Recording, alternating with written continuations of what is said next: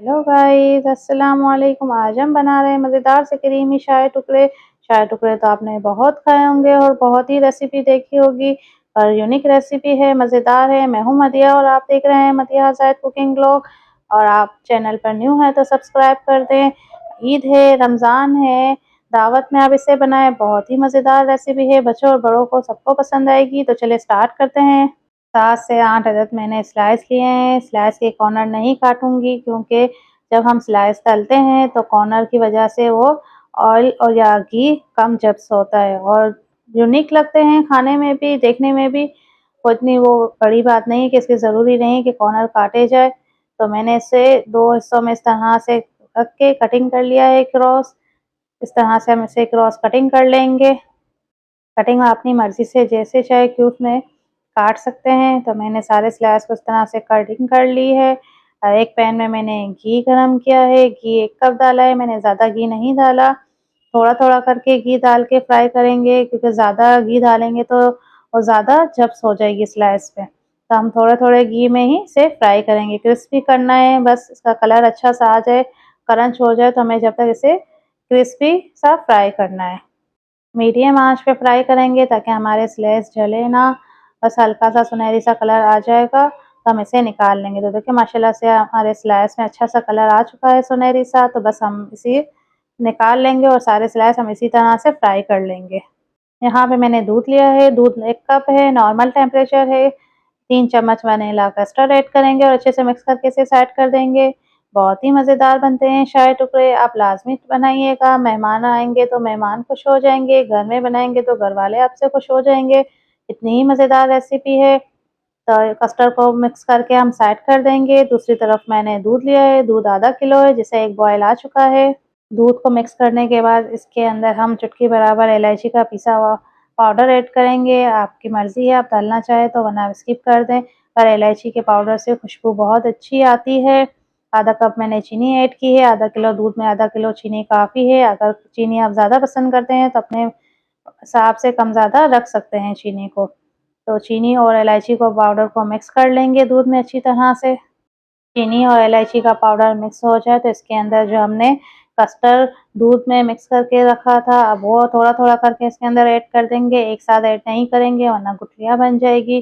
तो थोड़ा-थोड़ा करके हम इसे एक हाथ से चम्मच चलाएँगे और दूसरे हाथ से थोड़ा-थोड़ा कस्टर्ड इसके अंदर ऐड करेंगे। तो कस्टर्ड मैंने सारा ऐड कर लिया है। अब इसे 5 से 6 मिनट हम इसे पकाएँगे मीडियम आँच पे, जब तक ये थिक नहीं हो जाता। हमें ज़्यादा थिक भी नहीं चाहिए और हमें ज़्यादा पतला भी नहीं चाहिए, नॉर्मल चाहिए। तो मैं आपको चेक भी करवाती हूँ कि हमें किस तरह का चाहिए। तो देखिए 5 से 6 मिनट हो चुके हैं कस्टर्ड को पकते हुए, तो थिक हो चुका है। तो देखिए हमें इस तरह का चाहिए। देखिए चम्मच पे लगता है तो उँगली की मदद से हटाया तो बस इतना ही थिक चाहिए। तो हमारा कस्टर्ड तैयार हो चुका है। तो यहाँ मैंने हेवी व्हिपिंग क्रीम लिए है 1 कप, जिसे मैंने मशीन से बीट कर लिया था। और ये हमारे स्लाइस है जिसे मैंने सारे फ्राई कर लिए थे। हेवी व्हिपिंग क्रीम है, मलाई नहीं है ये। और एक स्लाइस का पीस लेंगे और इसके ऊपर क्रीम लगाएँगे। जिस तरह हम मक्खन लगाते हैं इसी तरह से हम इसे क्रीम लगाएँगे इसके ऊपर। यूँ एक पीस पे क्रीम लगाई, अब दूसरे पीस पे भी इसी तरह से क्रीम लगाएँगे और इस पीस को दूसरे पीस के ऊपर हम रख देंगे। तो है ना मज़ेदार क्रीमी शाही टुकड़े।